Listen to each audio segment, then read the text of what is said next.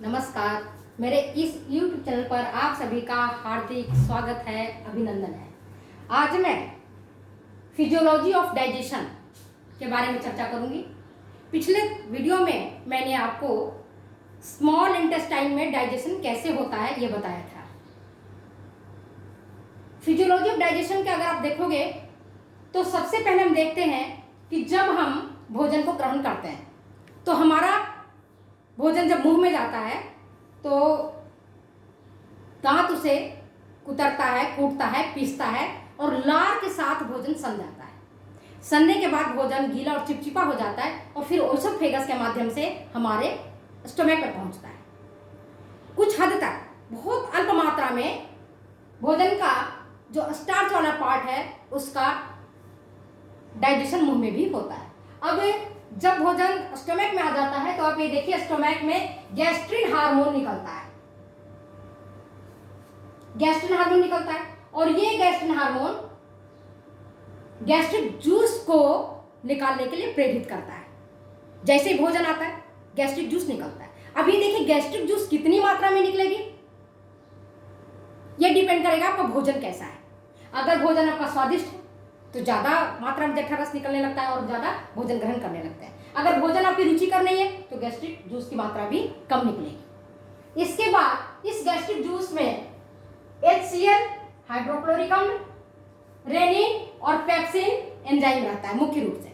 Lipase भी थोड़ी मात्रा में रहता है। Lipase enzyme.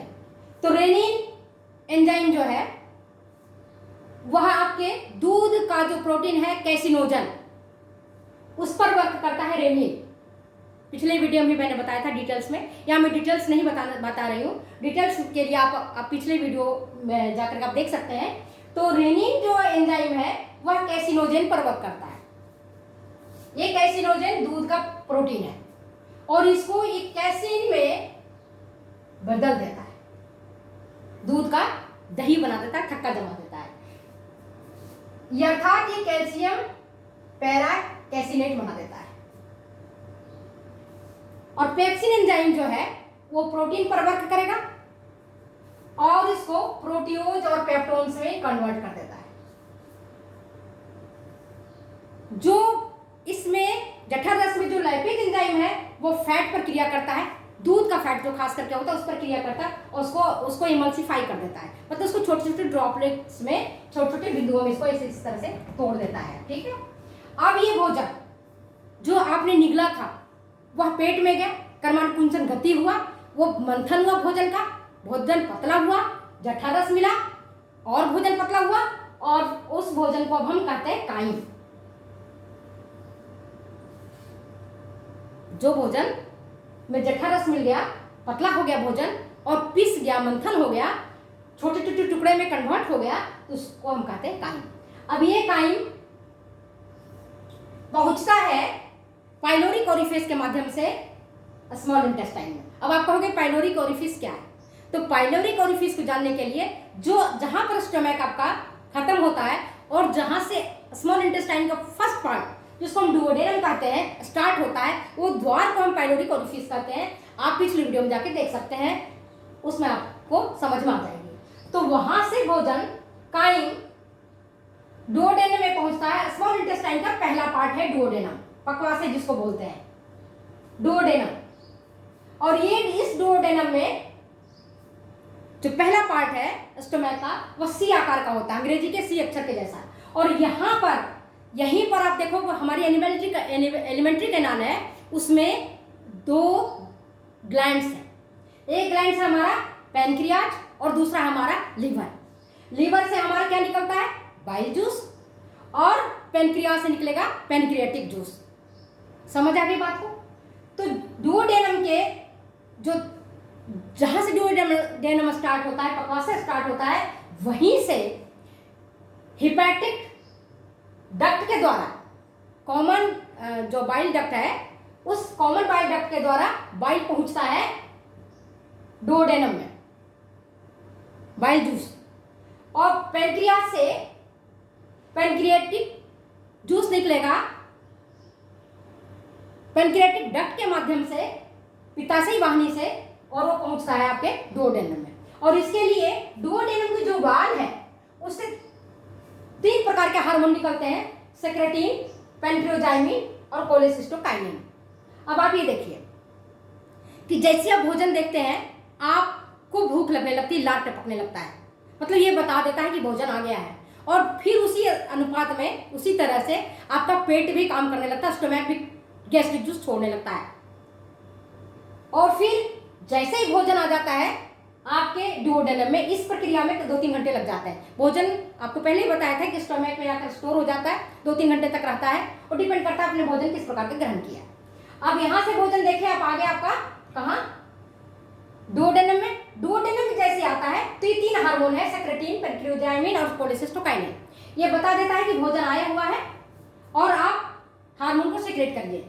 ये तीनों हार्मोन एंजाइम सेक्रेट करने के लिए लीवर को उत्तेजित करता है। कहाँ से जाता है, सेक्रेटिन एंड पेंक्रियोजाइमिन ये ब्लड सर्कुलेशन के माध्यम से पहुंचता है पेनक्रियाज के पास, और पेनक्रियाज को कहता है कि भोजन आ गया है, टाइम आ गया है, अब उस पर एक्ट करना है और उसको पचाने का काम करना है। तो पेनक्रियाज को उत्तेजित किया, ब्लड सर्कुलेशन के माध्यम से गया। और जो तीसरा हार्मोन है सीसी के, कोलेसिस्टोकाइनिन, वो पहुंचता है आपका कहाँ, लीवर में। और लीवर को जाके कहता है कि भोजन आ गया है, अब आप पित्तरस भेजिए पचाने के लिए। तो पित्तरस भी यहाँ आपके दोनों आकर के मिल जाते हैं, पित्तरस मिला और आपके अग्नाशय रस मिला। और आप ये देखोगे कि जब भोजन पहुंचता है तो खुद डुओडेनम से 2 प्रकार के हार्मोन निकलते हैं, और ये हार्मोन है डुओक्रिनिन और एंटेरोक्रिनिन। और ये कहता है इंटेस्टाइन को कहता है कि आप भी रस निकालिए पचाने के लिए। और पिछले वीडियो में मैंने बताया था इंटेस्टाइन के सबम्यूकस पार्ट होता है, उसमें ब्रूनर्स की ग्लैंड्स पाई जाती हैं, ब्रूनर की ग्रंथियां, उसमें से कुछ रस निकलते हैं और वह रस आकर के फिर आपके इसमें आकर के मिल जाता है। तो आपके आंत्र रस में 3 चीज मिल गया, यहां पर आकर के डुओडेनम में एक पित्त रस मिल गया, दूसरा अग्नाशय रस मिल गया और तीसरा आंत्र रस मिल गया। आंत से निकलता है इसलिए उसको हम आंत्र रस बोलते हैं, पित्त से निकला तो उसको पित्त रस बोलते हैं, और अग्नाशय से निकला तो उसको अग्नाशय रस बोलते हैं। तो ये तीनों रस मिलकर के भोजन को प्रक्रिया करता है, अब सब मिलकर के एक्ट करता है कि हमको पचाना है। अब ये देखिए जो आपके पित्त रस निकला, पित्त रस में किसी प्रकार का कोई डाइजेस्टिव एंजाइम्स नहीं है, याद रखिएगा। यहाँ पर क्या होता है, पित्त साल्ट होता है और बाइल पिगमेंट होते हैं, बिलीरुबिन, बिलीवर्डिन, या मैं आगे बताऊँ। और इसमें बाइल साल्ट में खासकर सोडियम ग्लूकोलेट और सोडियम टोरोकोलेट होता है। ये उसको एक्ट करता है किस पर, वसा पर। और वसा को जो मैंने अभी आपको बताया था, इसको ये छोटे छोटे टुकड़ों में वसा को कन्वर्ट कर देता है, तोड़ देता है। वसा को छोटे छोटे टुकड़ों में तोड़ देगा और फिर ये इसमें से जो एंजाइम्स निकला, वसा पर किया कार्बन कौन, बाइल साल्ट। पित्त में कोई एंजाइम नहीं है लेकिन बाइल साल्ट है, ये बाइल साल्ट किया है काई वाला भोजन पर एक्शन। और बाइल में क्या होता है, पित्त में क्या होता है, पित्त में होता है खास करके पानी बहुत अधिक मात्रा में, पित्त लवण। और हमारा जो लीवर है वो प्रतिदिन एक व्यस्त व्यक्ति में, स्वस्थ व्यक्ति में 500 मिलीलीटर तक का पित्त का स्रावन करता है। इसी प्रकार से हमारा जो इंटेस्टाइन है, एक स्वस्थ व्यक्ति में जो युवा है उसमें कम से कम तो 1500 मिलीलीटर तक ये बाइल जूस का सिक्रेशन करता है। तो ये दोनों आकर के मिल जाते हैं भोजन में और भोजन को बना देते हैं काइल। अब उस पतला भोजन को हम कहते हैं काइल। वहां काइल था और यहाँ भोजन काइल हो गया, और भोजन काइल होने के साथ साथ भोजन अब क्षारीय भी हो जाता है, अल्कलाइन भोजन हो जाता है, मीडियम इसका अल्कलाइन हो जाता है। और जब मीडियम अल्कलाइन हो जाएगा तो देखिए कि जो स्टोमक में मीडियम उसका एसिडिक था वो न्यूट्रल हो गया, यहां करके इसकी पीएच बढ़ गया है ना, ये आपके 6.5 या 7.1 से लेकर के इसका 8.2 8 तक हो जाता है पीएच इसकी। अब पीएच यहां तक इसका हो गया तो फिर इस पर एमाइलेज जो है, एमाइलेज जो निकला एंजाइम वो कहाँ से निकला? ये आपकी पेनक्रियास से निकला है, पेनक्रेटिक जूस से निकला है। ये एमाइलेज वर्क करता है किस पर? स्टार्च पर। चाहे आप उबला हुआ स्टार्च खाओ या बिना उबला हुआ स्टार्च भी कई बार हम खा लेते हैं, तो उस पर ये वर्क करेगा और उसको फिर ये बदल देता है माल्टोज में। किस में बदलेगा ये? माल्टोज में। अब ये देखिए, अब ये जो माल्टोज है, माल्टोज जो बन गया, माल्टोज क्या है? डाइसैकेराइड है। इसका सीधे सीधे पाचन हमारी बॉडी में नहीं होगा, एब्जॉर्प्शन नहीं हो पाएगा। तो इस माल्टोज जो हमारा टूटा माल्टोज, वह माल्टेज एंजाइम्स पर एक्ट करेगा और उसको बदल देगा ग्लूकोज में। क्या बदलेगा? ग्लूकोज में। यहां पर वर्क कौन सा कर रहा है? माल्टेज एंजाइम, और उसको ग्लूकोज में कन्वर्ट कर दे रहा है। अब ये ग्लूकोज में जब कन्वर्ट हो गया, इसको आप आराम से डाइजेस्ट, अब इसका एब्जॉर्प्शन आसानी से हो सकता है। इसी प्रकार से आप देखोगे कि सुक्रेज है, सुक्रेज एंजाइम वर्क करता है सुक्रोज पर, चीनी वाला शुगर पर। चीनी का जो शुगर होता है उसको हम सुक्रोज बोलते हैं, इस पर वर्क करता है और फिर ये उसको तोड़ देता है सुक्रोज को ग्लूकोज और फ्रुक्टोज में। फ्रुक्टोज कौन सा है? वो भी मोनोसेक्राइड है, इसका भी एब्जॉर्प्शन होना आसान हो जाता है। नेक्स्ट होता है, तीसरा है लैक्टेज। लैक्टेज एंजाइम दूध वाला कार्बोहाइड्रेट पर वर्क करता है, लैक्टोज पर, और उसको फिर बदल देता है ये ग्लूकोज और गैलेक्टोज में। इसी प्रकार से इरेप्सिन एंजाइम, इरेप्सिन वर्क करता है प्रोटीन पर। ये किस पर करेगा इरेप्सिन? प्रोटीन पर करेगा और इसको तोड़ देता है आपको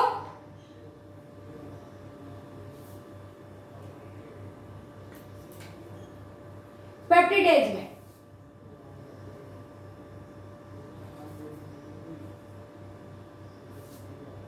पेप्टाइड्स में इसको बदल देगा और अमीनो एसिड में कन्वर्ट करता है, इसको अमीनो एसिड बना देगा। इरेप्सिन प्रोटीन पर वर्क करेगा, तोड़ेगा, पेप्टाइड्स बनाएगा और अमीनो एसिड पर वर्क करेगा। इसी प्रकार से आप ये देखो, ये हो गया आपका डाइजेशन का, जो कार्बोहाइड्रेट और प्रोटीन पर वर्क कर रहा है।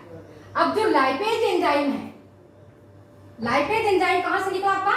पेनक्रियाज से, और दूसरा इंटेस्टाइन से। ये दोनों मिल करके जो आपके भोजन में, लीवर में जो भोजन को तोड़ा था, वसा को ड्रॉपलेट में बदल दिया था, इमल्सिफाई कर दिया था। इस इमल्सिफाइड फैट पर इसने वर्क किया, लाइपेज, और फिर इमल्सिफाइड फैट पर ये लाइपेज वर्क करता है और उसको तोड़ देता है फैटी एसिड और ग्लिसरॉल में।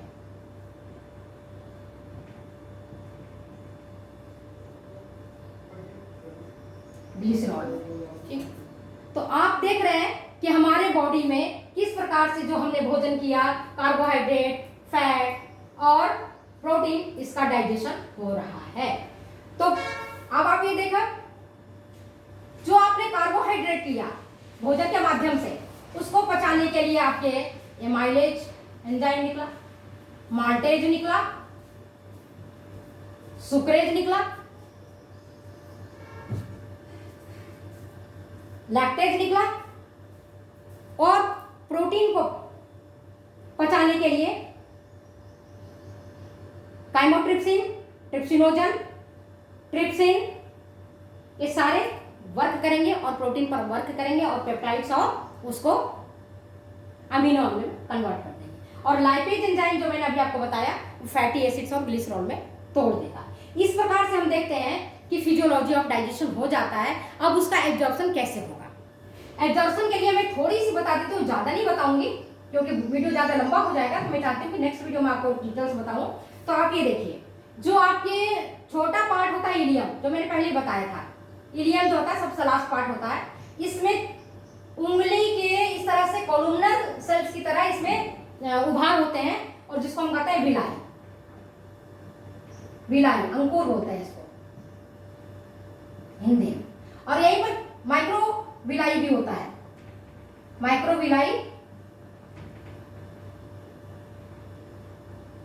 जिसको हम रसांकुर कहते हैं। अब यहाँ पर जो सिंपलेस्ट भोजन पच गया, डुओडेनम आपने देखा ना पच गया, वो आकर के यहाँ पर अब इसका अवशोषण हो जाएगा किसके माध्यम से? तो जो आपके देखो विलाई में लैक्टियल्स होते हैं, लैक्टियल्स, लिम्फ वेसल्स जिसको आप बोल सकते हो, उसका सबसे छोटा पार्ट लैक्टियल्स। तो वहां पर आपका वसा का एब्जॉर्प्शन होगा। जो आपने फैटी एसिड्स एंड ग्लिसरॉल लिया ना, यहां पर इसका एब्जॉर्प्शन लैक्टियल्स के माध्यम से हो जाता है। और ब्लड कैपिलरीज, जो मैं आपको पहले बाद में बताऊंगी, ब्लड कैपिलरीज कौन सी है? जो केसिका है, मतलब सबसे जहां से आपका वेन खत्म होता है, आर्टरीज का स्टार्ट होता है, मतलब ये दोनों पार्ट इस तरह से आपस में मिले हुए रहते हैं जहां पर, तो यहां पर इसको हम कहते हैं ब्लड कैपिलरीज, जो मैं बाद में बताऊंगी। तो इस ब्लड कैपिलरीज के द्वारा आपके प्रोटीन के टूटने से जो आपको अमीनो एसिड मिला है,